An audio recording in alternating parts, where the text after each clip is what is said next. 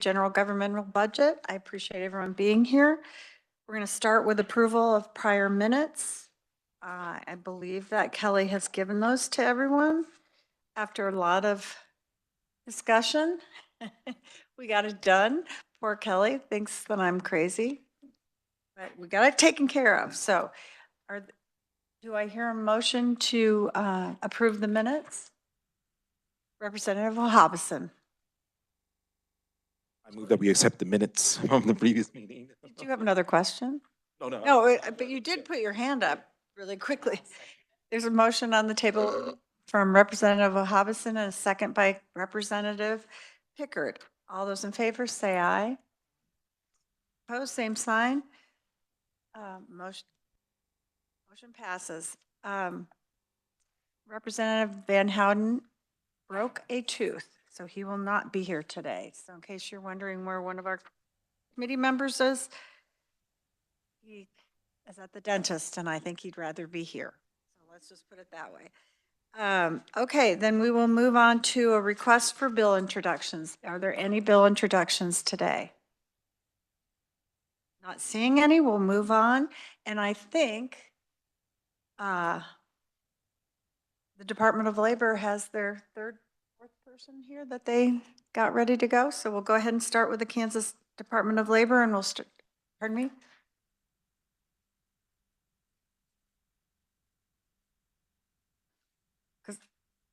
Okay, did you?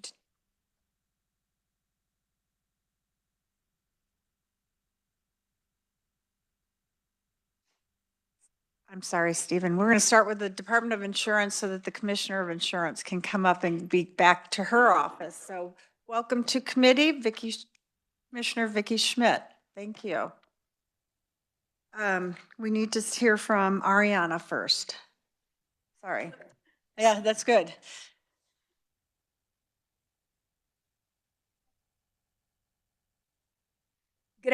Good morning, Madam Chairwoman and committee members. My name is Ariana Waddell, and I am a fiscal analyst representing the Legislative Research Department. Today, I'm presenting the budget summary for the Kansas Department of Insurance. If you could please turn your attention to page 1 of the budget summary. The table shows the budget summary for FY 2024 to FY 2026. The mission of the Kansas Department of Insurance is to regulate, educate, and advocate. The agency has 2 programs, the Insurance Regulation Program and the Securities Regulation Program. Included within the Insurance Regulation Program are 4 sub-programs: General Administration, Examinations, Fire Relief Act, and the Workers' Compensation. The Securities Regulation Program consists of 2 sub-programs, the Kansas Uniform Securities Act and the Investor Education and Protection. I'm going to note that the budget is 100% fee-funded, and there are no state general funds in FY 2025 and FY 2026 budget requests. And if you could please turn your attention to page 2 of the report. The agency requests a revised estimate of $44 million, all from special revenue funds and expenditures, and 135 FTE physicians. I'm going to note that this is an increase of $3.9 million, or 9.8% from the 2024 legislator approved amount. Figure 4 shows that the fiscal year 2025 revised estimate includes no supplemental requests. Other changes include the following: an increase of $3 million, all from the State Firefighters Relief Fund for aid to local units of government expenditures. And this increase is due to agency anticipating an increase in revenue from the Firefighters Relief Fund tax that the Commissioner of Insurance collects. I'm going to note that the agency estimates that 553 firefighter relief associations will receive distributions in FY 2025. And on page 3, I'm going to note that the State Firefighter Relief Fund is used to distribute aid to local firefighter relief associations. Statute requires every insurance company that writes fire and lighting insurance to pay the Kansas Department of Insurance 2% of the total amount of annual premiums written in Kansas. Additionally, the agency revised estimate includes an increase of $990,000 for special revenue funds for contractual services, which includes increased spending on building space rental due to one-time payment for building improvements and a quarterly increase in rent starting January 1st, 2025. I'm going to note that the primary improvement involved is repaving the parking lot accompanied by landscaping improvements. Other contractual service increases include payments to hospitals and nursing homes for providing services to claimants and consulting services due to a new contract to review domestication of applications, and increase in spending on accountants and auditors due to the need for a forensic accountant for a securities case. I'm going to also note that the revised estimate includes a decrease of $166,000 due to a decreased spending on salaries and benefits. And this is including salaries for unclassified regular positions due to both the restructuring and vacancies. And there's also a decrease in employer contributions to CAPERS, leave payment assessments, Social Security, unemployment compensations, and Medicare. And also on page 4, I'm going to note that the agency had a decrease of about 0.3 FTE positions, and this is once again due to restructuring in agency due to restructuring of exam fees, which establish overall examination cap. Any questions for FY 2025, Madam Chairwoman? Does anyone have any questions? Not seeing any, we'll move on to 2026, please. Thank you. Please turn your attention to page 5 of the summary.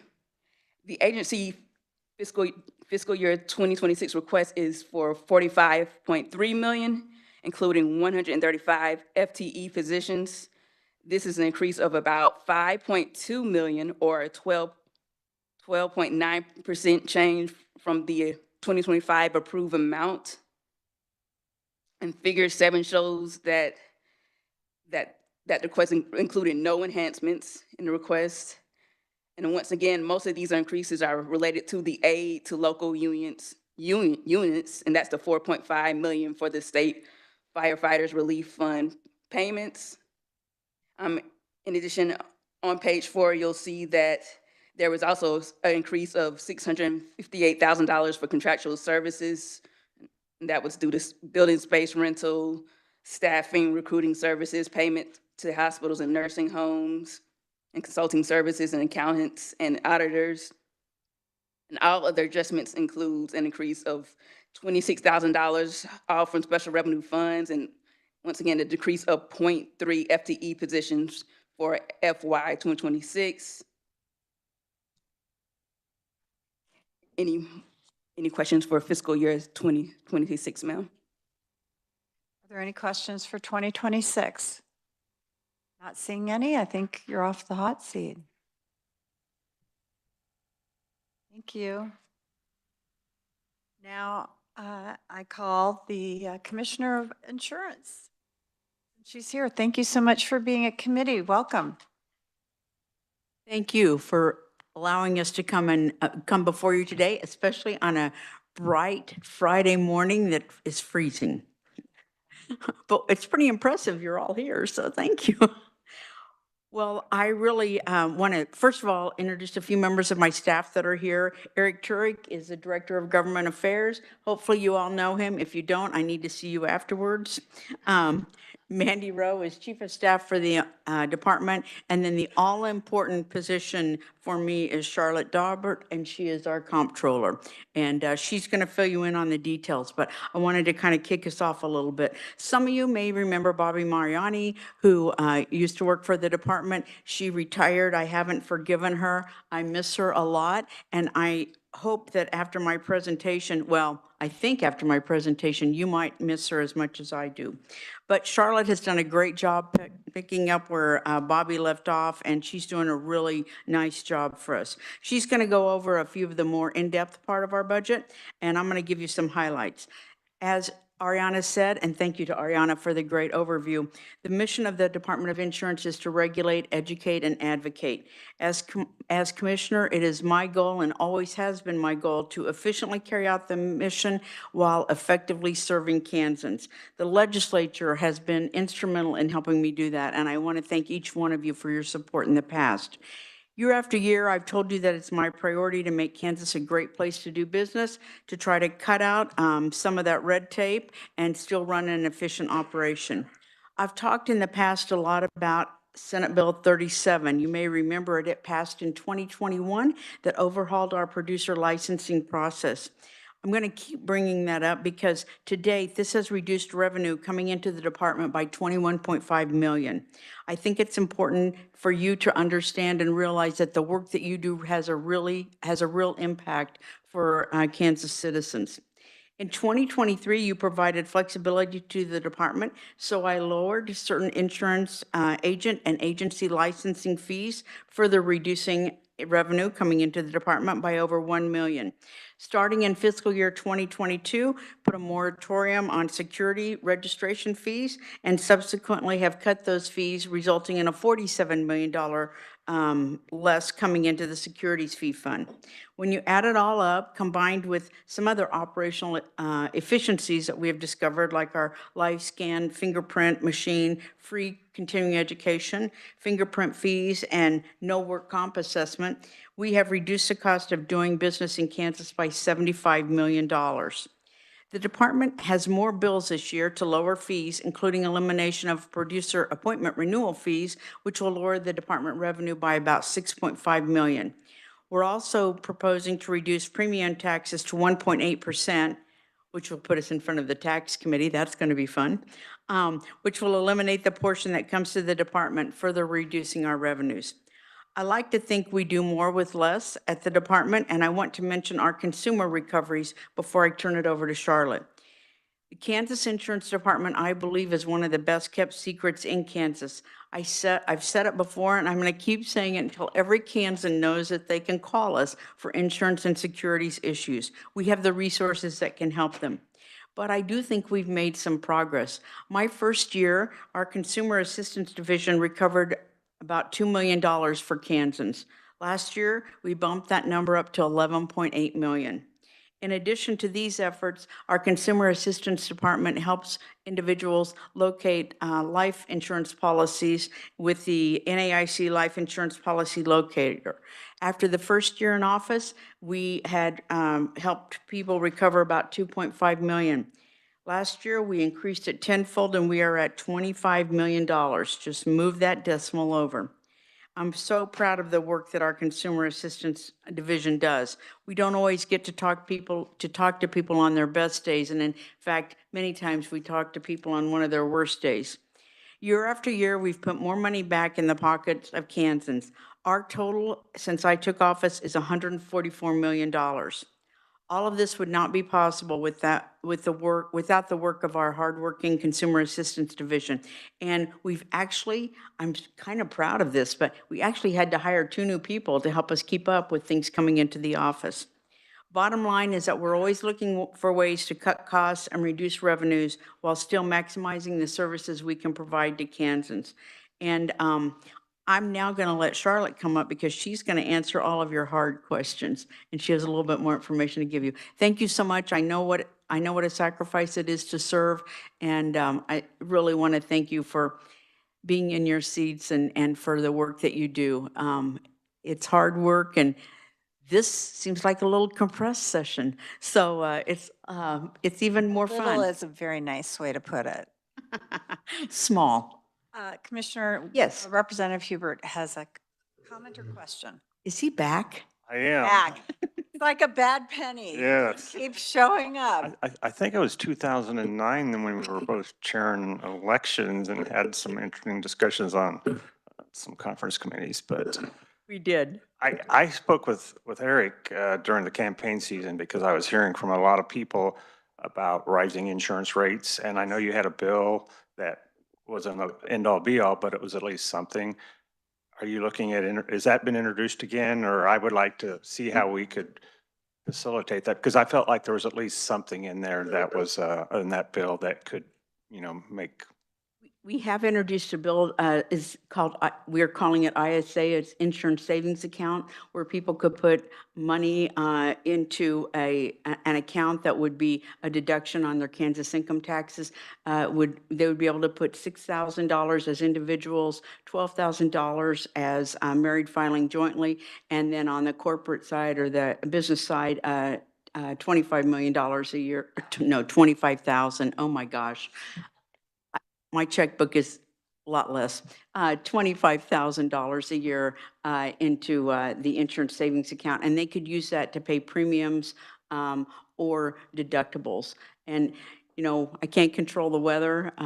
I would try, but I can't control the weather and some of the other things, the inflationary costs that are happening. But like to give people a way to, especially like first-time home buyers that may want to put money away before they go to closing and they figure out how much their house insurance is going to cost, put money away ahead of time, and it would be an interest-bearing account. It's modeled after the child adoption savings account.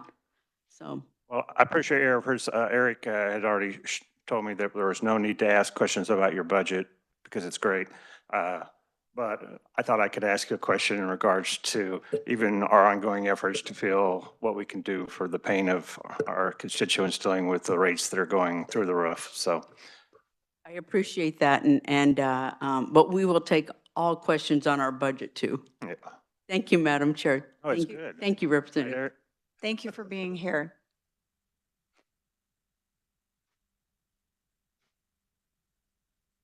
Representative Riley? Do you have a question? Oh. No. Do you want to wait until she speaks before you ask your question? Okay. Well, thank you for being here. Welcome. Thank you, Madam Chair and members of the committee. I'm Charlotte Daubert, Comptroller of the Kansas Department of Insurance. Thank you for the opportunity to provide information regarding the Kansas Department of Insurance's budget.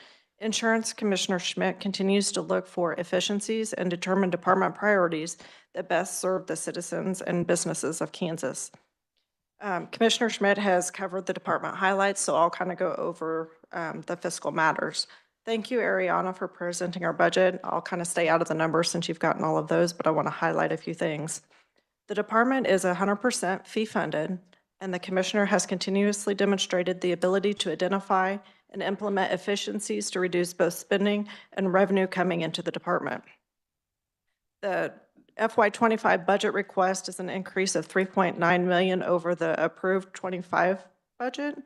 And our FY26 budget is an increase of $1.2 million over the FY25 budget request. Both of those increases are primarily due to the firefighter relief distribution, so aid to locals.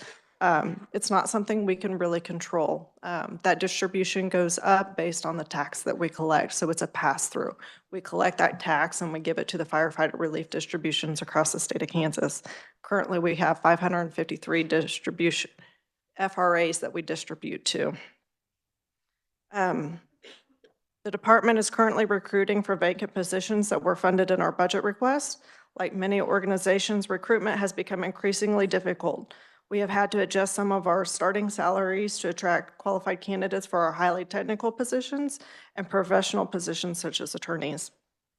We are also increasing our use of contractors to fill our statutory requirements.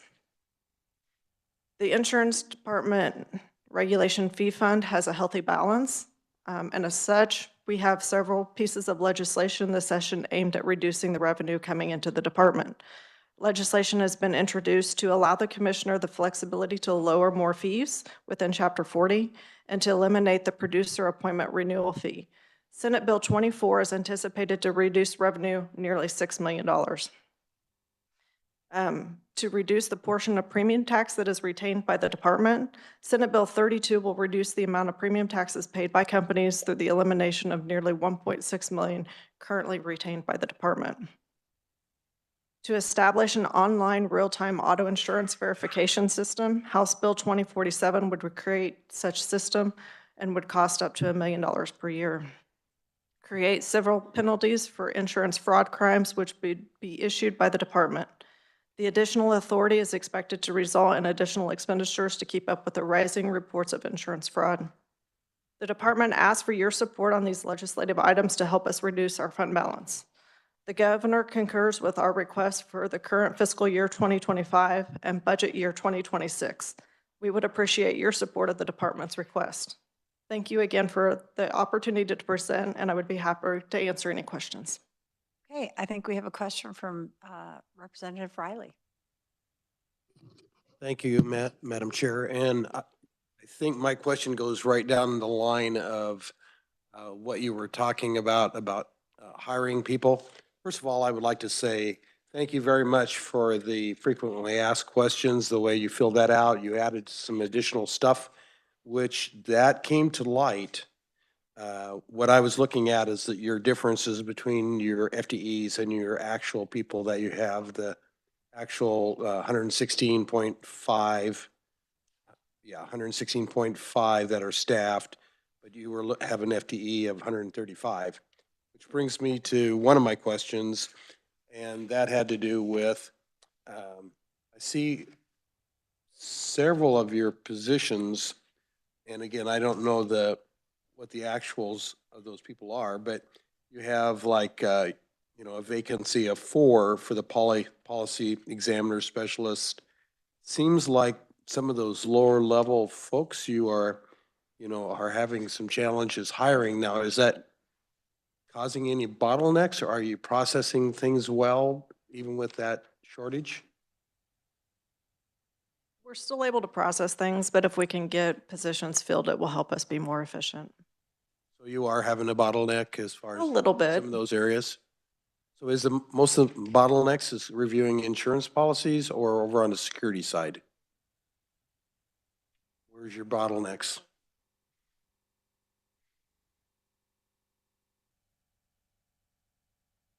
Okay, so in the rates and forms, that would just be on the insurance side, but we have hired some consultants to help us get through those to process. We're still well within the time frame that we've been given to. We have not had any overdue where we have been past where we have to review them. So we're still within that. But we would love to be more efficient about that. We have combined a couple of units to help us, and we've also done a lot of cross-training. So if one unit has a lull, so to speak, they can help with the rate. They can switch from the rates to the forms and vice versa. So I'd say we're doing an adequate job, but we would like to do better for sure. So I'm not making any recommendation, but you're saying that 135 FTE is, you still need that, or is there some slack there on those FTEs? No, I think we're actively recruiting. Some of those are in our financial surveillance department where we have very specific requirements for that because of our accreditation. Our accreditation that happens through NAIC requires very specific degrees and courses that have to be taken in college in order to fill one of those, or we'll be out of step with accreditation. And we constantly are looking for people that we go to job fairs, we go on Indeed, we go on all the recruitment things we can do. And we do get applicants for them, but they don't have what we need. Thank you. Madam Chair, I had a follow-up question on that. This one had to do with our performance-based budgeting. And so as I went through that, I see that on the security regulations, page 411, on the performance-based budgeting. So And it said, number of events, virtual or in-person, provided by each year. I am assuming that that really means number of investor education events, right? That is correct. So instead of that being unspecified measures, that's really an output. That's what you're doing. So your work, so it could fit as an output, right? That is true. And so is there an outcome for that? Are those education programs? I mean, it's like, do they have, people are saying, 95% of the people are happy with your classes. Is there any feedback on that? Like our continuing education classes? Right, that's exactly what I'm talking about. 100% of our people are telling us that they're happy with our classes, and that's why we've started moving them around the state.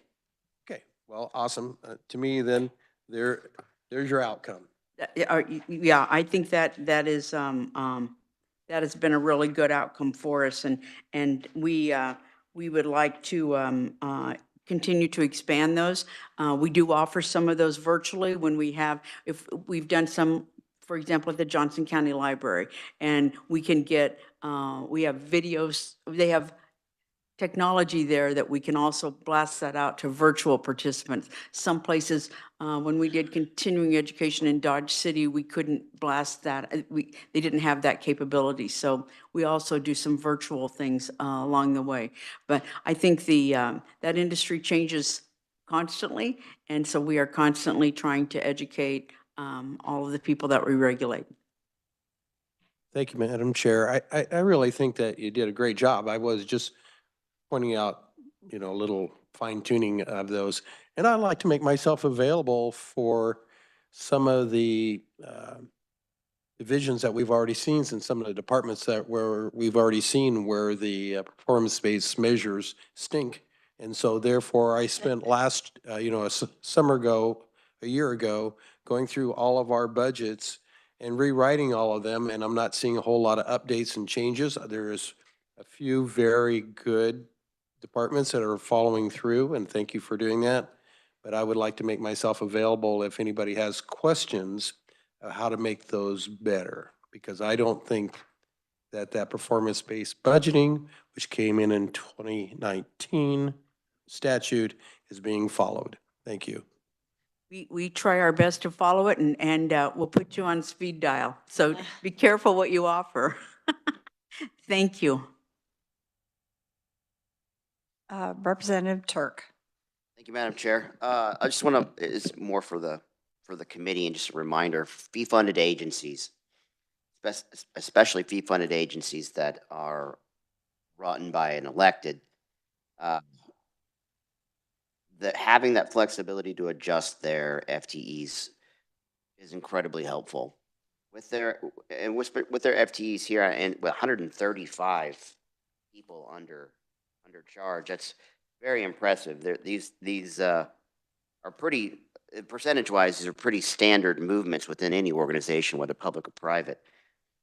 I would honestly say, given the current circumstances that everybody's facing with employment, they're doing an excellent job. I know how difficult it is to hire. Trust me, I know how difficult it is to hire. And you guys seem to be adjusting as needed. And looking at this from last year's too, you guys have improved. So we went through 2 years of really being concerned about the growth of government and growth of FTEs across the board. We learned a lot in the last 2 years, especially in this committee, about how they operate and they work. Fee-funded agencies in general do a good job, at least the ones we see do a good job with their ending balance and their ending budgets. So as far as the FTEs are concerned, this committee shouldn't get too wrapped up in it, I believe, in this department. And again, I commend you guys for keeping well staffed. Thank you very much. Are there any other questions or comments? I don't want to be an echo chamber, but I think you've done a great job, and I appreciate it. And it's nice to see insurance rates going down and all these fees going down. That is so unusual, and something we hope every other fee fund agency looks at and takes care of. So we really appreciate it. We appreciate your being here. Thank So you. Thank you very much. Thank you. I'd like to think that we were cool about efficiency before we had committees doing it. There you- Even on the federal level, we've done this. Come see us. No. Yes, that's right. That's right. Thank you so much. I'm here. Have a good weekend. You too. Thank you so much. All right, with that, then we're going to move on to the Department of Labor is next. Is that correct? And we'll hear from Stephen Wu. Thank you all for being here. And by the way, Eric does just fine. We know him. We see him all the time. He needs to keep his job. Thank you.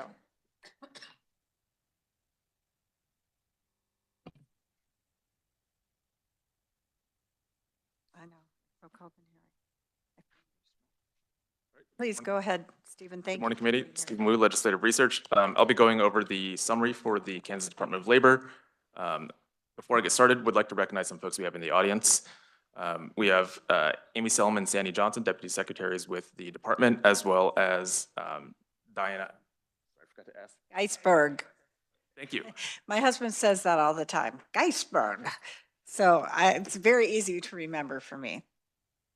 Filling in for Dawn Palmberg, who is out sick today. Also in the audience is Julie Mangini, the Director of Government Affairs, as well as Jennifer Ordway from the Division of the Budget. Just for some brief background for the Department of Labor, their main mission is to provide workers and employers with information and services on a variety of topics. This includes unemployment, workers' compensation, labor market, information, and a lot more. Before diving into it, I'm going to talk very briefly about the main funding sources and the main expenses for the Department of Labor. So the department has four main funding sources. The first is the UI Trust Fund. About 75% of its budget comes from here. These are contributions from employers, taxes, and interest related to UI benefits. About 10% of their funding comes from federal funds. These are from various grants and agreements with the entities at the federal level. About 10% comes from fee funds. These are registration fees, penalties, work comp assessments, and so on. And a small portion, about 5%, comes from the state general fund. And these are primarily to fund some salaries as well as projects such as the UI modernization project. When we're talking expenses with the department, UI benefits account for the majority of the agency's budget. Due to the nature of its funding sources, you'll see several changes across years. So if you look at just the very first page, you'll see that other assistance line. That will be primarily the bulk of the agency's budget from year to year. You'll see large shifts throughout, and this is largely because of updating estimates of how much they expect to pay out in claims. So these are primarily UI benefits, updated estimates and projections, as well as costs associated with, excuse me, not the other assistance line, but other expenses also include costs related to administering the UI program. These are updated dollar estimates for administrative costs. These are from grant dollars from the U.S. Department of Labor and that are distributed pursuant to the Social Security Act. That all said, I'm going to jump into fiscal year 25. You can find this information on page 2. I'm just going to go through these items one by one. The legislature approved about $205 million for this agency, including about $18 million from the general fund. This includes about $7 million of SGF that carried over from 24 into 25. The Department of Labor for fiscal year 25 requests about $259 million. This includes about $18 million SGF. This is a bit more than what was approved by the legislature last year, about 26% more, or about $53 million. Of that, about $270,000 comes from the general fund, about 2% of the SGF amount. So going down these items one by one, number one is SGF reappropriations. This is about that $7 million that carried over from fiscal year 24. The bulleted list below details out what each of these items are for. About $6 million was carried over for expenses related to the UI modernization project.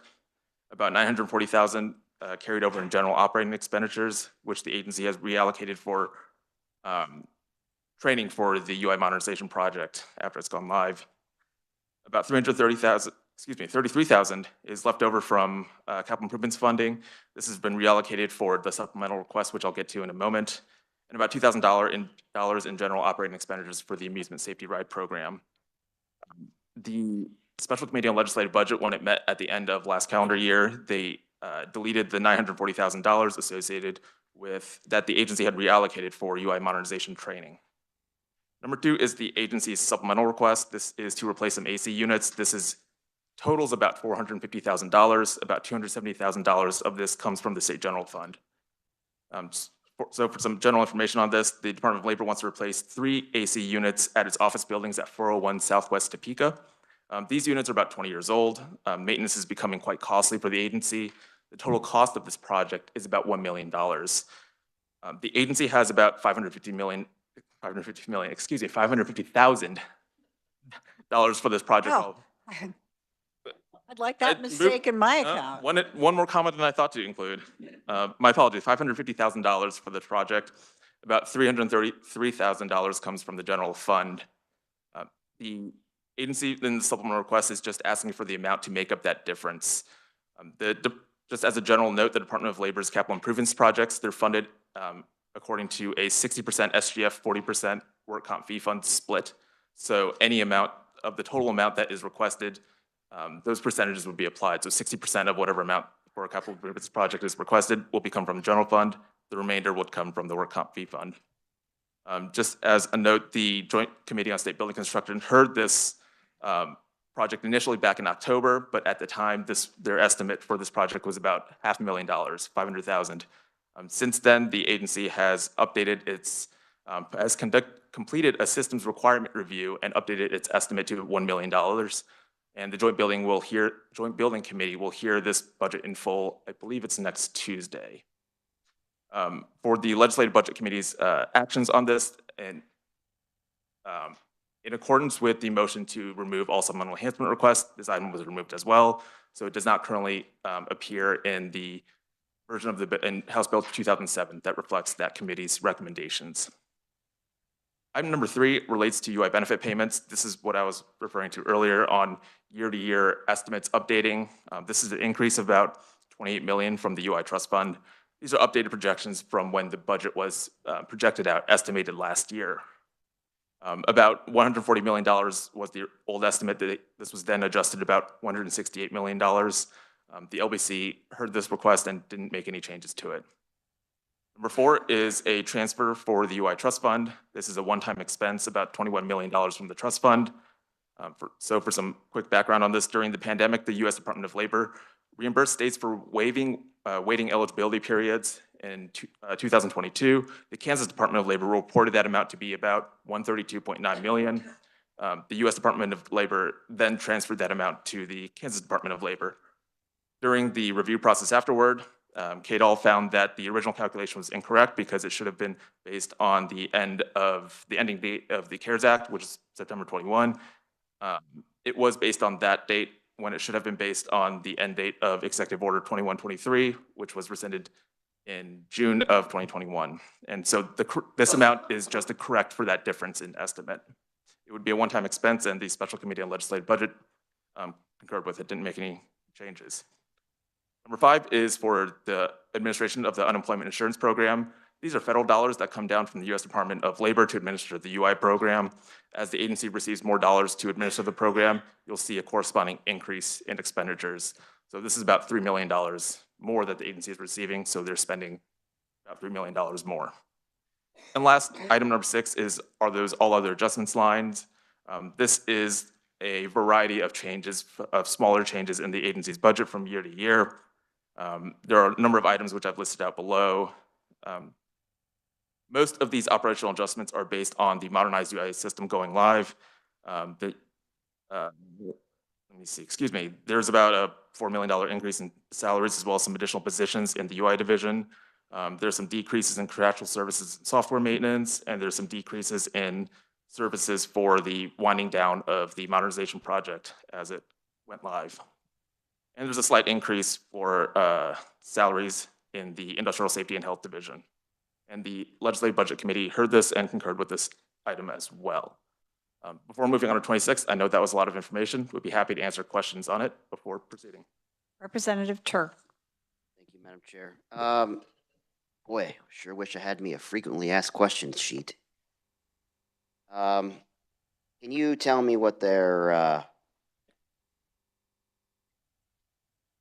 space situation is? Are they leasing? Is it theirs? How does this work? I'm still trying to learn what role the Department of Administration has over every agency and trying to figure out how we're gonna tackle this AC unit situation.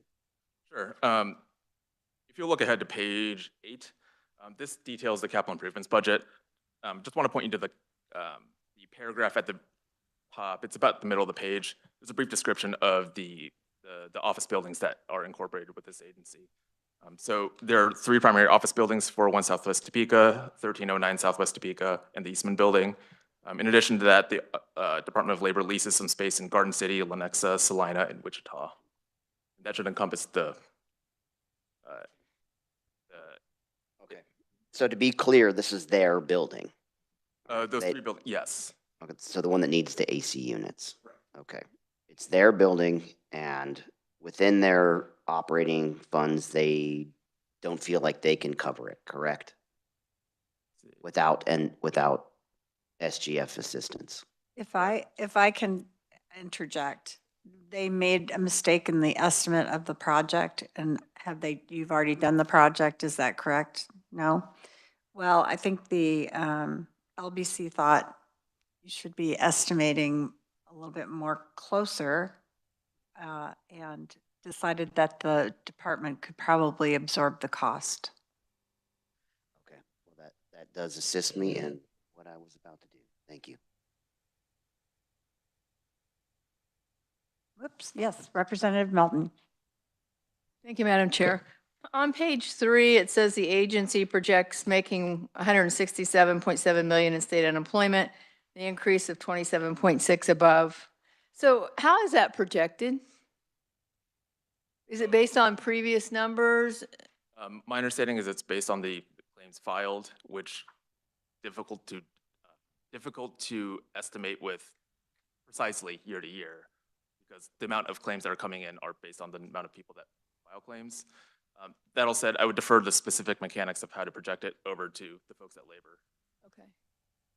Just wondering, because I'm 27.6 projected increase. I just thought, how did they get that? Where do those numbers come from? We can provide you with that information after. The Department of Labor tracks the number of claims coming in relative to the amount that they're projecting for benefit payments, excuse me. So we can provide that information with you after. It's on my computer. All right, are there any other Representative Amix? Thank you, Madam Chair, and we're going to be talking about 2026, which includes a $35 million increase in unemployment, anticipated unemployment insurance payments. So same kind of information. I guess, is there going to be some big layoff coming along that I'm not seeing? Because employment seems to be doing okay. So anyway, just like to have a little bit of idea. Okay, well, and I'm going to guess part of it is what I see in friends' businesses where people work and they decide they don't like that job. And since COVID, we've had a little bit of trouble of retaining employees. So that may be part of it, but they can answer that question. It's just my guess. All right. If I could add on to that, Yeah. the one remark I'd like to make very briefly is that year to year, these projections on these can swing pretty wildly year to year. So these big increases are not unusual. I know last year felt like 10 years ago, but we saw these in last year's budget as well as the year before that as well. It's just the nature of these unemployment claims. Representative Riley. Thank you, Madam Chair. A couple questions. So digging into the woods here, and I just follow up on Representative Turk's question. So is there a line item for this capital maintenance? Seems like there is that they are setting aside money for, in this case, parking lots, air conditioners, revamping their building, all those kind of things. Seems like are they not putting enough money in there, or are we trying to squeeze them out and not allow them to? It seems like when they come to us with these big numbers, they could have projected that out over 20 years or something, knew that they're going to have to replace those air conditioners, going to have to redo the parking lot. all those kind of things. So is there something there? So two things in response. The first is that there's a specific state general fund account associated with these capital improvements project. You'll see it. There's a specific line in these appropriations bills that will reflect the total amount that is appropriated to the agency for capital improvements projects. That's number one. Number two is every year agencies submit a 5-year capital improvements plan. It projects out what projects they anticipate in that 5-year span. This project was on there and has been on there for, I think, a short while. I've seen it in a couple of previous reports. The main difference is that the agency updated the estimates. It had some requirements, some systems requirements to evaluate for the building, and the 5-year reports were due before those were completed. And so that's why you see that increase. Sorry. So do they need to do a 5-year, our agencies need to do a 5-year and a 20-year kind of thing? To be looking at some of these long-term costs? I mean, we ran into that with the colleges last year, that they were rebuilding all these buildings, but they knew that was coming. Eventually, things are going to wear out. My understanding is that while agencies are required to submit a 5-year plan to the Joint Committee on State Building Construction, they may, at the agency level, project out further internally. My understanding is those are not reported on the same basis as those 5-year plans. So, and then a second question on the performance-based budgeting form. All I see is under the, for the goals, I asked about this a couple days ago, but all of those goals are empty. Did that not get printed out? Let's see. See where it says dash, dash, dash, dash, dash? Looking at 628. I'll double check when I get back to my computer. Those were either not included or it didn't pull correctly into the report, and which is okay. I'd like to see those. Thanks. Sure. Are there any other questions for 2025? If not, we can move on to 2026. Thank you. Moving on to 26, you'll see this on page 5. So for fiscal year 26, the legislature in the 2024 legislature approved $199 million, including $10 million from the state general fund. This is the amount that the legislature approved for 25 without the SGF reappropriations. For this year, the agency requests about $237 million. About $10 million of this comes from the general fund. This is a bit more than the approved amount in the previous year, about $38 million more, 19%, and slight increase of state general funds, about $25,000, or a little bit less than 1%. I'm just going down the list. Number one, this will be easy. There aren't any enhancement requests for this year. Number two are those updated UI benefits payments adjustments. For this is about a $35 million increase from the trust fund relative to that 2025 number. The reasoning for this is the same, just updated projections. About $140 million was adjusted up to about $176 million. Number three are those all other adjustments lines.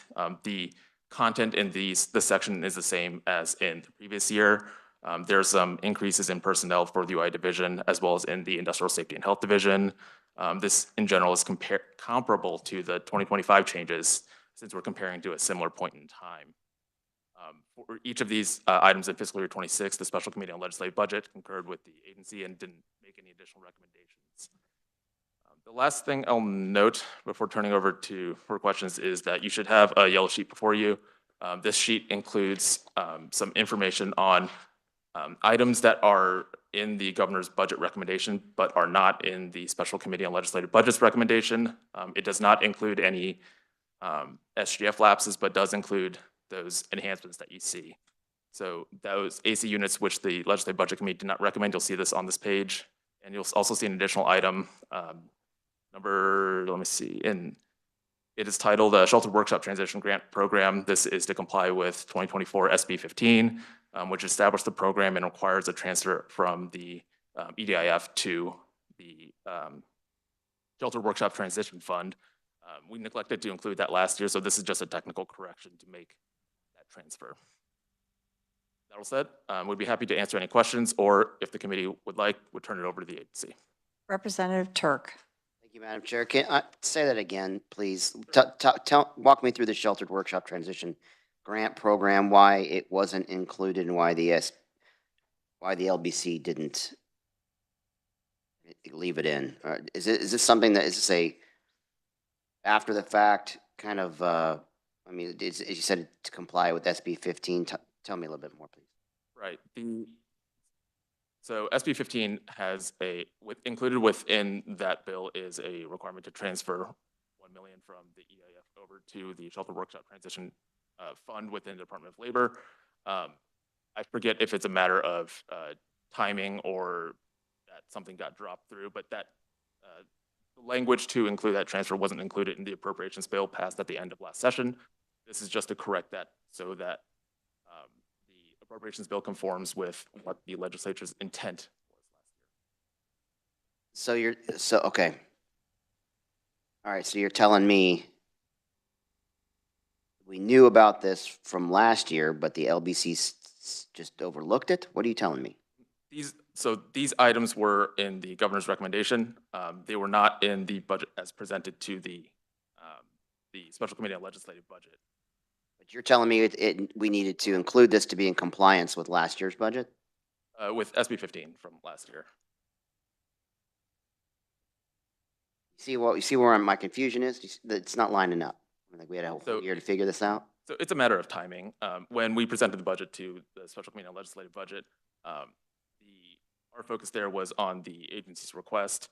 It wasn't until after that fact that we discovered this error.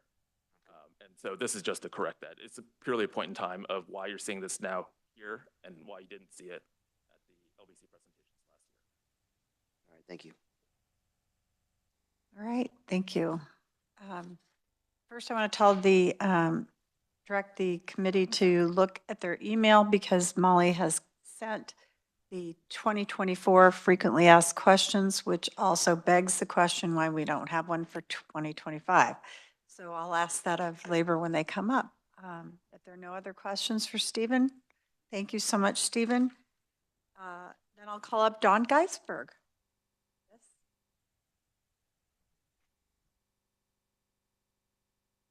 Thank you, Madam Chair and representatives. This is my first time, so please. Be gentle, be gentle. Pull the microphone down a little closer. It's more in level with your mouth. That would be great. So my name's Diana Geisinger. I'm the deputy Oh, I said CFO. Dawn. I apologize. I've been called worse. I don't like to say your name wrong, so thanks for being here. Go ahead.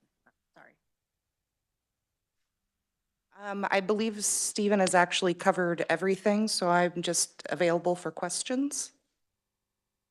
Okay. How about where are the frequently asked questions sheet for this year? I believe we are still working on those, but I will get you a specific answer as soon as I have one. It seems like it wouldn't be that hard since you already did one last year. You could just kind of update it. So I don't think it would take very long. So Representative Turk. Okay, I'll defend you. Since you're new, I'm guessing there was a transition, right? No, actually, Dawn is out with the flu, so she has all of the information, and I'm doing my best. You got thrown to the wolves. Okay, walk me through these building issues, this construction issues, and why there's a difference. Why? Tell me why the numbers for the AC units are off. Tell me why the LBC didn't approve it. Kind of walk me through this a little. Give me more information. Let me help you. Okay. So my understanding is that initially we believed that only the actual AC units needed to be replaced. So that was our initial estimate. And then later when someone came in to review our system, they discovered that we needed to also replace all the VAV boxes. And that's that discrepancy. Okay, I'm trying to see this through the prism of my own experiences and then put it on a grander scale for, I'm sure, the 10-ton unit that's sitting on your roof. So you had an estimate from, I'm guessing, 5 years ago and then you got professionals in there and they reassessed it. They said you need to not only change out the unit, but the electrical that it goes with the unit. Is that how I'm understanding this? Yes, I believe that's correct.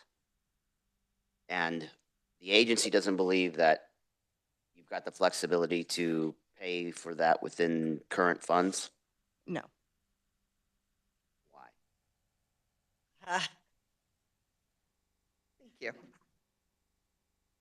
Good morning. I'm Sandy Johnson. I'm the Deputy Secretary at the Department of Labor, and I oversee communications, the CFO office of finance, IT, legal, and there's another one. I'll think about it. HR. Okay, so the capital improvement plan, my team does a great job of capital improvement planning. We have a 5-year plan. We own our buildings, which is unique. I've been a state of Kansas employee for 30 years, never worked for a place that owned our own buildings, right? We were in leased spaces or state buildings. So the D of A helps us with budgeting and all those things. So coming to labor 4 years ago, this was new to me as well. So my understanding was that our team has done the budget. We have windows in our CIP for 5 years from now because they're so expensive. We do a good job of looking at our buildings and taking care of them. The AC units were on the CIP for the future. We had a lot of issues this summer, previous summers. We had someone come in and look at it. The cost went up. The price of everything has gone up. And so that was where we budgeted a certain amount. We had that in our plan. They came in, said it's going to cost more than that. And so that's where we are. Representative Turk. You know what? I can relate to this. I'm not going to lie. Same thing happened to me, my own small microcosm. I get it. I totally understand. I'm trying to think how we can. I think to the other part of your question, excuse me, I'm sorry, I didn't mean to interrupt. So the availability of our other funds, so our budget looks really big. We get all this money from USDOL and from employer taxes, but we cannot spend that money on capital improvements. So our budget looks huge, so we have, but all we can use that's to fix buildings with is state general funds. I appreciate that information. That just so that the committee doesn't let me forget when it comes time. I do have a way to try to meet in the middle and at least give them a shot at the next level. Don't let me forget, Madam Chair. Very much try not to. Absolutely.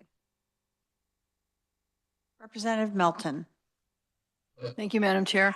Okay, I'm looking on frequently asked questions, and it says that the center has a turnover rate, the individual centers, I guess, has a turnover rate of 116%. Which I'm one, as a previous employer myself, I always look at onboarding expense. So number one, is there a big expense for onboarding those employees? And secondly, what can we do to retain employees? Is there an exit interview so that we know why they're leaving and maybe we can address that?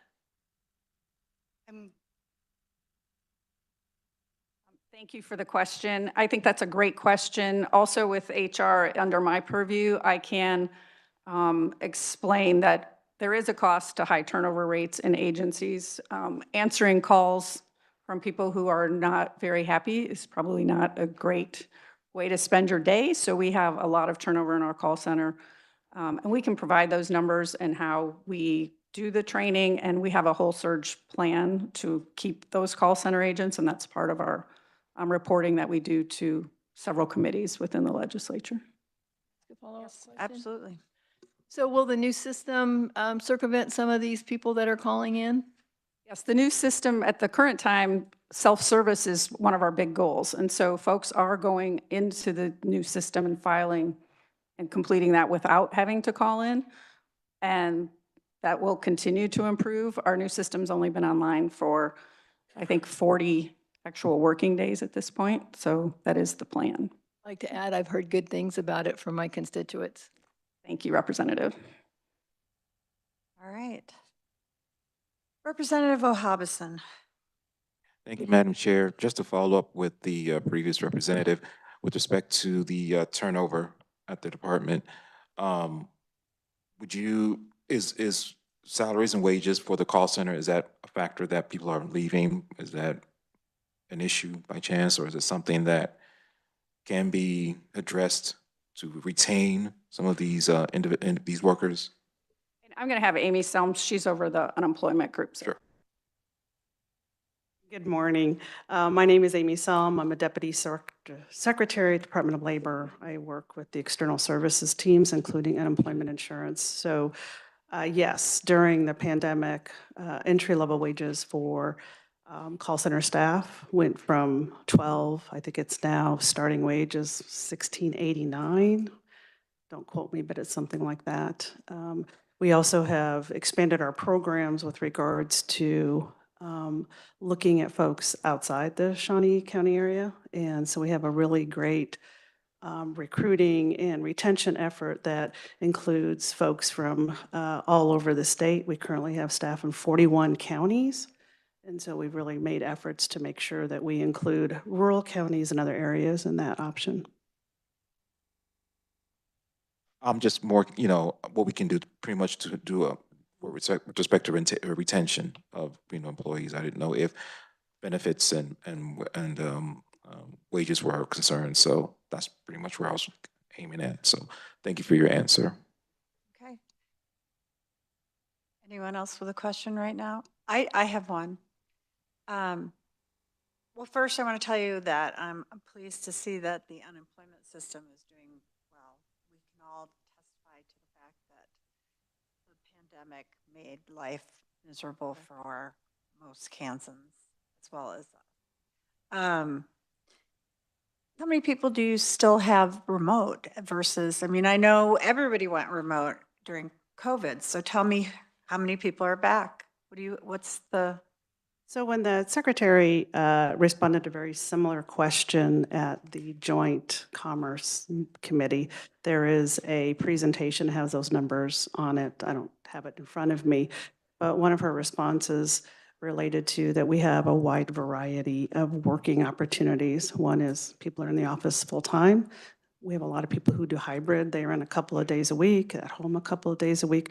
We also have an extensive field staff, whether it's the industrial safety and health team. So we have folks that live and work throughout the state. We have folks in our workers' compensation team that live and work throughout the state. Most of them have offices they go to, but most of them work out of their home because they are on the road 5 days a week visiting private sector and public sector buildings. So we have a hybrid version. So I, at this point, can't tell you how many people have returned to work. Everybody is working, but everybody has a different work schedule based on their current position. I understand the field staff. Mm-hmm. Know that you can't be a field staff Mm-hmm. in the office. Right. But how empty are your buildings? Daily basis, is it half vacant, 1/3 vacant? That I can't tell you. In terms of vacancy, everybody has an office. How does it appeal? Pardon? How does it appear to you? Is it?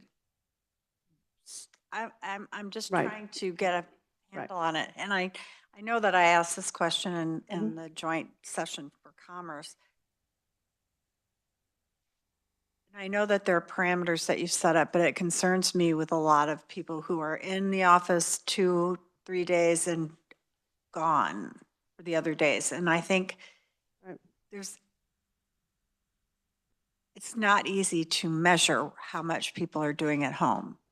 I think there are probably two ways to answer that question. First of all, we have very specific performance metrics throughout our agency. In fact, we've just spent a whole lot of time finishing up 2024. Every single employee has a performance metric system, and they go through an annual evaluation, and then they have frequent quarterly reviews. So if you're working from home, it doesn't mean you're not working. So you're still on the phone. For example, if we have a CSR or a customer service rep, they are fully monitored. We record their calls. We can see when they're on. We have the technology to see when they're working, when they've taken a break. They all have auxiliary codes. I'm stepping away for 10 minutes. I'm stepping away for 30 minutes for lunch. All of that technology exists, especially for the largest staff, which is our CSR group. Okay. All right. Are there any other questions? I don't know. Do we need to wait for Representative Turk? We need to wait for you to get some information so that you can ask a question? You can. No, I'm doing math. It's just particularly good. Okay. Public education. All right. Math this early in the morning. All right. Thank you. And then Stephen also gave me some information about the Sheltered Workshop Transition Grant Program. It was, I'll let you, you're right there. Stephen, would you Okay. respond again instead of me reading your handwriting? No worries. Just to clarify, my apologies for the explanation earlier. To clarify on that SB 15 item, that item was included in the budget bill last year. The transfer for that, the transfer language for that was included in last year's budget bill. But because due to timing issues, that fund wasn't set up in the accounting system by July 1st, the beginning of fiscal year 25. And so this is just a correction to include that in there. The transfer language and the fund was in the House Bill 2007 last year. Excuse me, 2007 this year. Okay. Does anyone have any questions as to his explanation? Okay. If not, thank you, Stephen. I appreciate it. Is there anything else that comes before the committee for the Department of Labor?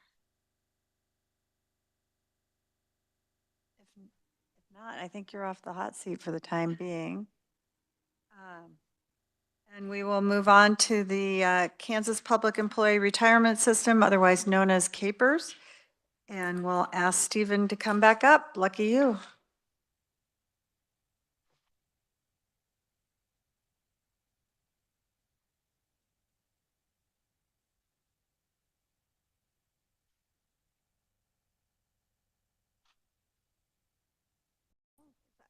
We just got the updated frequently asked questions from the Department of Labor. That was very swift, yes. Okay, it's being sent by Molly, so sorry to interrupt you, Stephen. Go ahead.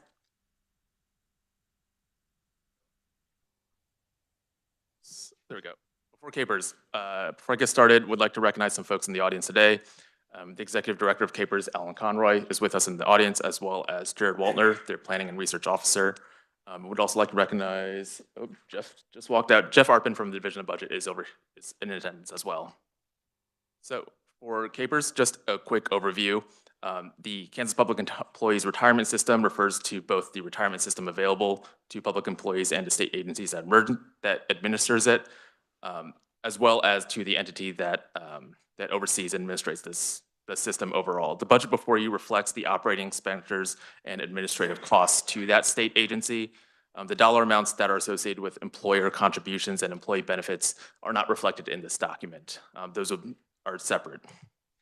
So for a quick note on funding sources, the KPERS Trust Fund finances most of their operating costs. This agency does not have any expenditures from the State General Fund. Of the trust funds, about 26 or 27 billion in assets, about 70 to 90 million are used for operations. That's a little bit under 1%. So that said, just going to jump into fiscal year 25. You'll see this on page 2. In fiscal year 2025, the legislature approved about 83 million in expenditures. The vast majority of this comes from the KPERS Trust Fund, about 82 million. The agency requests about 86 million in expenditures, about 84 from the trust fund. This is a slight increase above the approved budget, about $2 million. I'm going to skip past items 1 and 2 because there aren't any SGF reappropriations or supplemental requests. Jumping straight into item 3. This is titled Trust Fund Management. This is just to revise the estimate for this item up by $2 million. So for some quick background on this, the KPERS board contracts with various investment firms to manage its trust fund assets. Fees for these firms are based on the trust fund's value and portfolio and performance. During the 2024 session, KPERS estimated about 50 million in investment expenses. After that time, KPERS updated that estimate about 52 million. This is about 1.9 million of this are for management fees, along with a slight decrease, about $258,000 for operating expenditures. So in short, as the trust fund grows, you'll see these investment expenditures increase as well because they're percentage basis. They're paid to investment management firms on a percentage basis. So the size of the portfolio would mean directly corresponds to the size of the payments to these entities. The LBC concurs with this and doesn't recommend any changes. Item number 4 is the Treasurer's Unclaimed Property Fund. The fund is administered in the, within Capers as an entity. For some background on this, the state treasurer is tasked with disposing of unclaimed property. For many years, appropriations bills have included language prohibiting the treasurer from transferring excess receipts to the fund for investment. Two things have happened in recent years. The first is that 2023 SB 25 deleted that prohibition. And the second thing is that 2024 HB 2577 authorized the treasurer to determine the amounts available for investment. As a result, Capers has a slight increase in their budget to for these administrative costs. This is about $250,000. The LBC concurs with this and doesn't recommend any additional changes. Item number 5 is that all other adjustments line. These are those miscellaneous adjustments that are in the agency's budget relative to what the legislature approved last year. A chunk of this, about $550,000, is for regular employee pay. There's some amount, about $250,000 for fringe benefit changes, about $20,000 for printing and advertising costs, offset by a decrease of about $680,000 for estimated computer and support expenses. For this item, the LPC didn't recommend any changes as well. So for fiscal year 26, you'll see this on page 4. On 26, the agency requests about $93 million in expenditures. About $91 million comes from the trust fund. This is a bit more, about $9 million more than the amount approved in the prior year. It's about 11%. Number 1, there aren't any enhancement requests. Moving straight to item 2 on the table, this is that trust fund management item. For 2026, you'll see an increase of about $3.4 million more than the approved amount. The reasoning for this is the same, just updated estimates of how much Capers anticipates paying these investment management firms. Item number 3 relates to the modernization project for the pension administration system. This is an increase of about $2 million more than what was approved in the prior fiscal year. Quick background on this. Capers maintains an application to administer retired benefits to its retirees. In 2020, they began exploring options to modernize the system. In 2024, Capers contracted with Tegrit Software Ventures for the project. This project has a 5-year time span with a total cost of about $74.9 million. Capers, as I understand it, intends to finance this cost through the trust fund itself. So for fiscal year 25, the legislature approved $12 million for these expenditures. And for 26, Capers estimates about $14 million for this. I go into more detail on this on the very last page. If you just flip to the very back, there's a long history of it. This has been in progress and presented to the legislature for a number of years. We're now at a point at which the project is now off the ground and beginning. There was a lot of prep work involved in previous years, and now we're seeing it progress along. And let's see, number 4 is that Treasurer's Unclaimed Property Fund Administration. It's about $350,000 increase relative to the previous year's approved amount. For 26, Capers, this is a slight increase over how much they asked for it in the previous year, about $100,000 more. And this is just for additional administrative investment costs. And lastly, there's that all other adjustments line. It's about $3 million more than was approved. The majority of this, about $2 million, is for professional service fees. These are fees for legal representation, utilities, and so on. About $800,000 of this is for computer and building maintenance, as well as for janitorial services. So both for fiscal year 25 as well as for 26, the Special Committee on Legislative Budget concurred with the agency's request and didn't make any additional adjustments. So one last note I would like to make is that no adjustments in the governor's recommendation as well, so you will not see a yellow sheet for this agency. Okay. Does anyone have any questions for Stephen? If not, thank you, Stephen. And we will now call up Alan Conroy, Director of Capers. Is it Director or Chief Operating Officer? Director. Okay. Welcome to committee. Thanks for being here.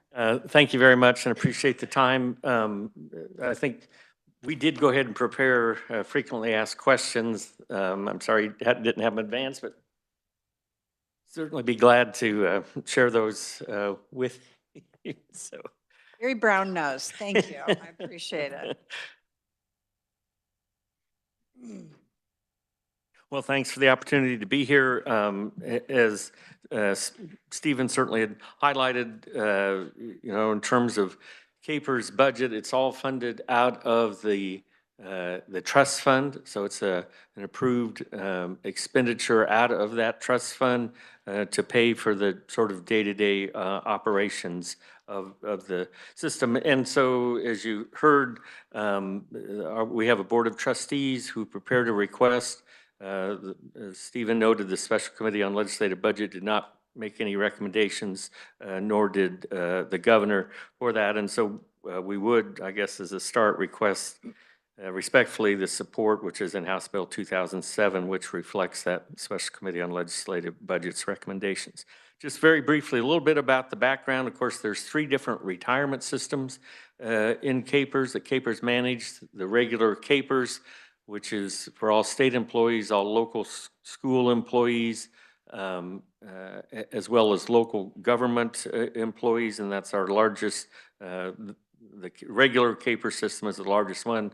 There's a public safety one, the police and fire retirement system, and then there's a separate trust retirement system for judges. Over 340,000 members, about 154,000 of those are active, about 116,000 are retirees, most of which, about 88%, still remain and live in Kansas. So again, state of Kansas, all the local school districts, all the counties, almost all the cities. City of Wichita is an exception where they're large enough to have their own retirement system. And then, community colleges and on down the list of special purpose districts. We're in an old IBM building that the trust fund owns as an investment, as a building investment, a real estate investment for the trust fund. But out of that old IBM building over on Kansas Avenue, across from the Evergy Plaza Center, next to the vacant Wolf's building, on the other side, we have a vacant Schlotsky's building, which we miss greatly. But we're over there doing our best to serve our members. And just a lot of things, those, we handle over 100,000 phone calls a year, over 25,000 emails a year from our members, transfer either joining or transferring between employers, over 38,000 members, and we have about a little over 5,000 people that retire each year. And our ultimate, of course, responsibility is to pay those retirement benefits, and we send out $2.2 billion in benefit payments over the course of a year, and in terms of counting retirement benefit payments, over $1 million for benefit payments each year. The funding sources, again, all from the trust fund. On slide 2 of my, page 2 of my testimony, there's a little graphic that just shows over half of our income comes from the trust fund, about a third then from those employer contributions, and then the balance from our member contributions. So how the trust fund's doing in terms of those investments is very important. In fiscal year, the assumed rate is 7%, that over time we'll earn 7% on that trust fund. And fiscal year 24, it was 9.7%, so that's good. In calendar year 2024, it's 9.33%. And as you know, stock market, we're certainly on a good run right now. It seems like generally it only can go one direction, but we know one of these days it will not. That'll turn that corner, and there'll be a downturn at some point. And so, in terms of our investment. Our investments were well diversified, so if the stock market goes down, our other holdings then there might be strength in those. But that trust fund, we're over $28 billion with a B, and so that's record high for us. Our funded ratio of assets to liabilities, we're right around 75%. Again. A lot of credit to the legislature and the governor over the last number of years, where there's been the commitment really to provide stable and adequate funding for the trust fund. Before that, there were a number of years where their contributions were less than required, which just increases the unfunded liability down the road. But the policymakers, legislature, certainly paying that actuarially required amount. There were some pension obligation bonds sold. There are some additional just cash payments into the trust fund to pay down that unfunded liability. All positive things. And then, of course, the increase in the stock market and the creation of Capers 3 in 2015 by design was a cheaper system in terms of the benefit structure compared to Capers 1 or Capers 2. On page 3 of my testimony, really get to the budget. There's really, in terms of significant parts of it, again, as Stephen mentioned, perhaps the largest one are those investment manager fees. Again, all of the trust fund is externally managed. We have a small investment team then that keeps track of those external fund managers. And as mentioned, the current year, there was an increase of a couple $1 million in fees, which then is a good thing because that means their fees are paid to them based on the performance of the investment. So if it beats 7%, the higher the fees to the fund managers means the trust fund's doing that much better. And so that's certainly a good thing there. And then, just one other thing on investment fees. Since we're $28 billion, we're able to negotiate very, very favorable fees from those investment managers. And so we're, I guess, depending on how you want to measure it, but total fees in the current year are 0.18% of the assets. So it's not 1%, it's not 5%, it's 0.18%. So certainly very, very competitive rates. And a lot of that is just due to the size of the trust fund and able to negotiate very, very favorable fees. The administration program there, a lot of it relates around to the IT modernization project. And again, as Stephen mentioned, as plan is designed, has been approved previously in terms of the cost layout for that modernization project. It was $12 million in the current year and was scheduled and approved by various committees and the Office of Information, or our state CEDO, to go from $12 million to $14 million.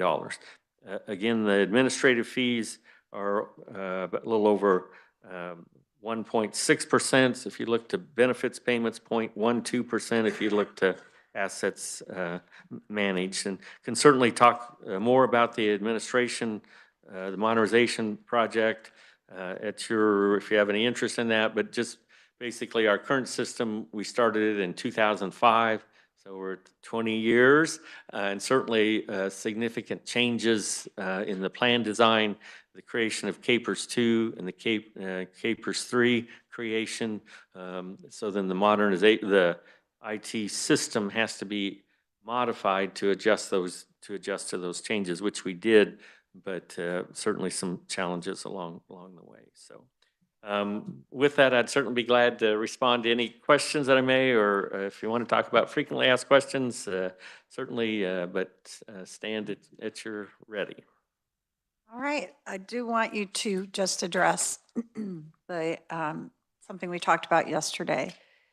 The state of Kansas was kind of naughty for a while and didn't pay for their capers properly.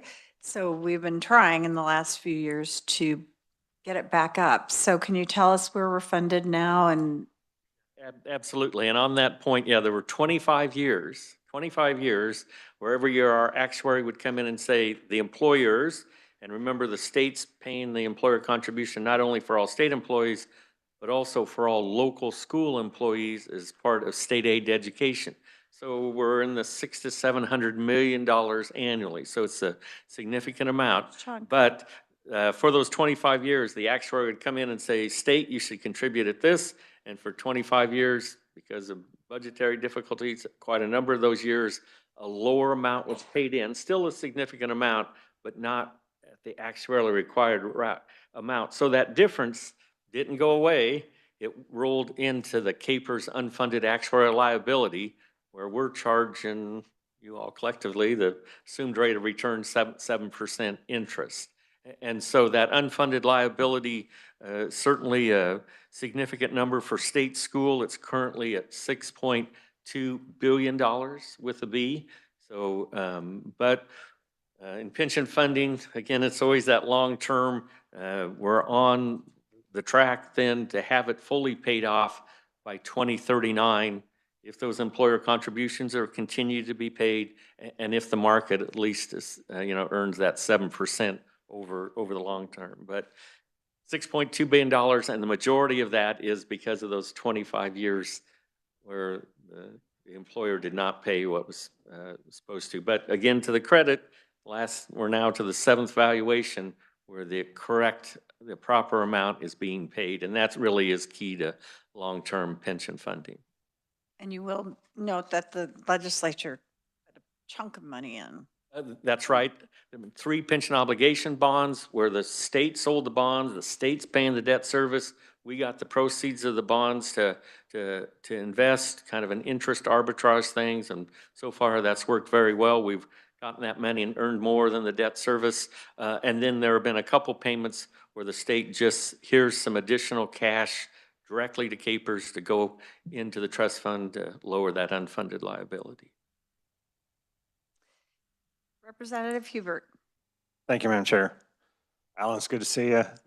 I still have fond memories working with you when you were in this building over legislative research. On the bond question, I'm sure it's in your testimony or maybe questions, but where are we with repaying those bonds? I know that we voted one 15 years ago and another not that long ago, but I thought that would be good information to. Yes, certainly, and it's really worked very well. And of course, they're 30-year bonds. So, and as you say, some of them, have been in place 15 years, and I've got a handy dandy chart if I can find it quick. It is again the bond proceeds. We've earned more than we have paid in, and I'm trying to do that quickly, if I may.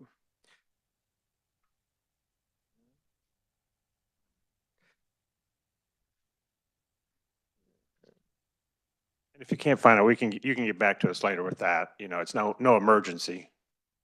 But yes, that's right. So the bonds proceeds. I mean, again, they have quite a run. Like the most recent ones was 2015, so 30-year bonds, and so there's quite an expansion there. I'm trying to.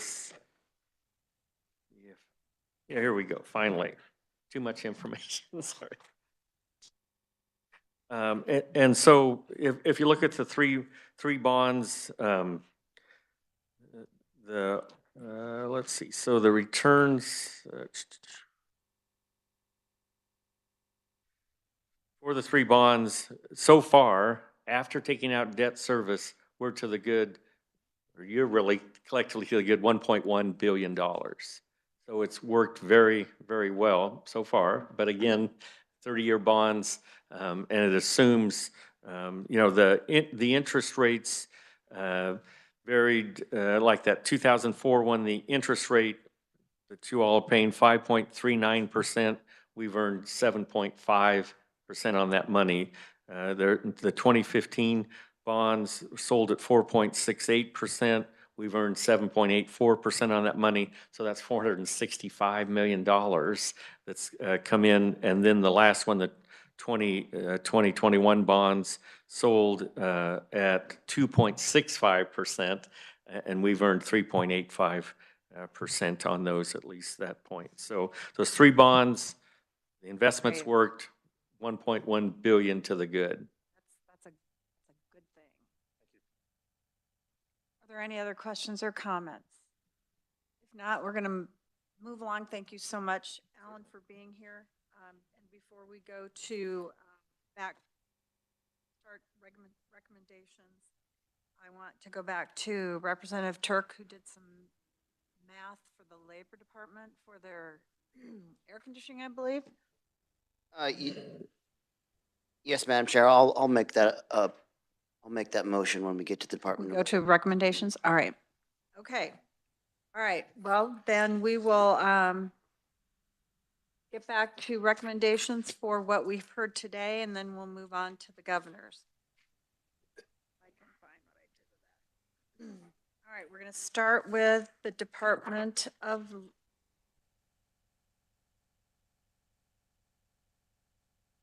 pass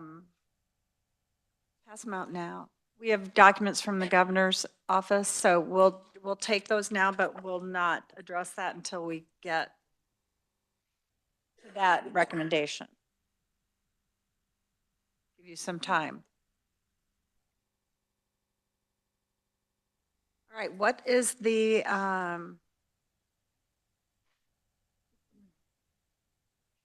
what is the pleasure of the committee for the Department of Labor? Representative Turk.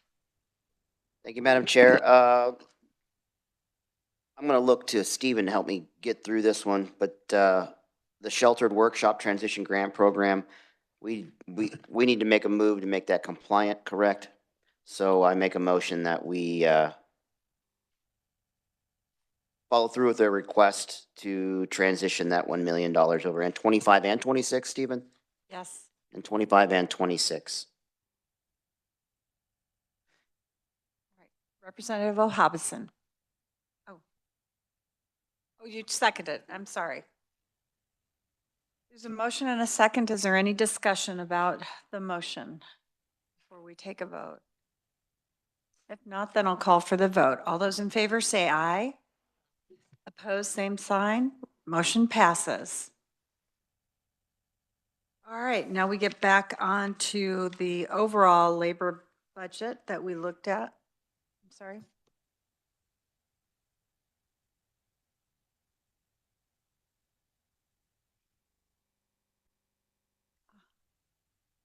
We just amended and, no? Okay. Never mind. Never mind, apparently. That was the answer. Yes, Representative Turk. Thank you, Madam Chair. And one more motion with the Department of Labor. Their request for assistance with their AC unit. I move that we grant them their request for $267,101 from SGF and allow them to use their work comp fee fund to complete that project.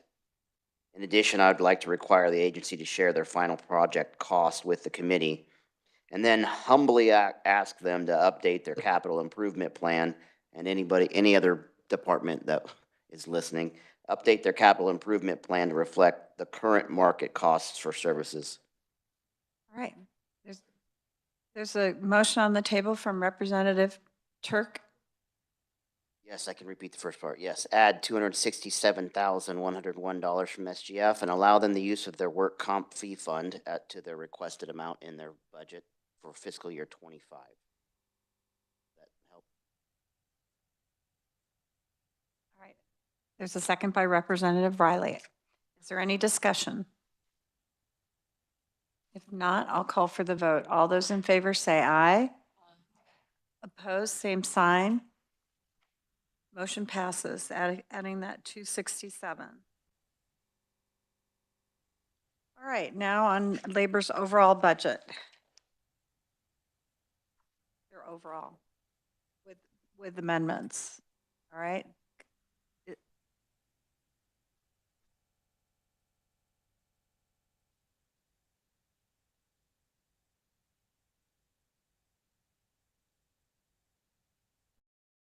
There's a motion on the table from Representative Amix and the second by Representative Pickert. Is there any discussion? If not, I'll call for the vote. All those in favor? Aye. Opposed, same sign?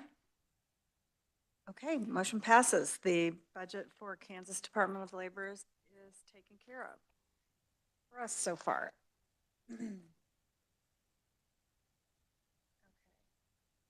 Then we move on to the Kansas Insurance Department. Is there a motion or any question on that? Yes, Representative Amix. Chairman, I'd make a motion to concur with the OBC for the Insurance Department's budget FY 2025 and FY 2026. There's a motion by Representative Amix and a second by Representative Riley. Is there discussion on that? Not seeing any since we're so chatty. We went long. I'll call for the vote. All those in favor, aye. Opposed, same sign. Motion passes. we're done with the Department of the Capers, or Insurance Department. Okay, now we'll move on to Capers. I would entertain a motion. Madam Chair, I move that we concur with the Legislative Budget Committee's recommendations for the capers Or what years? for 2025 and 2026. All right, we have a motion by Representative Prickert and a second by Representative Wahhabison. Is there any question on this? Any discussion? If not, I'll call for the vote. All those in favor, say aye. Opposed, same sign. Motion passes. All right, we're making some movement here. Now we need to get into the Office of the Governor that we came back to discuss what we really wanted to do with all of those. We were given some testimony from the governor's office regarding the budget requests. If you want to look at that really quickly.